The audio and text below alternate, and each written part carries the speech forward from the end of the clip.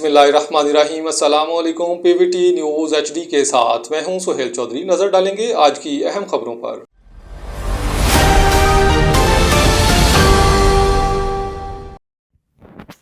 Rescue emergency reporter Rashid Hanif report कर रहे हैं। Rescue 1112 control and command Bahawalnagar में कॉल मसूल हुई कि जालवाला रोड पर एक कार तेज़ रफ्तारी की वजह से दरख्त से टकरा गई, जिसके नतीजा में एक बंदा मौका पर ही जाम बहक जबकि 2 लोग जख्मी हो गए, जिन्हें फर्स्ट एड के बाद डिस्ट्रिक्ट हेडक्वार्टर अस्पताल बहावलनगर शिफ्ट कर दिया गया।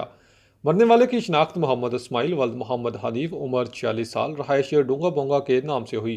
जख्मी होने वाले मोहम्मद वकील वल्द शब्बीर उम्र 18 साल, तीसरा जख्मी मोहम्मद अरशद वल्द महमूद अहमद उम्र 18 साल रहायशी बताया जा रहा है।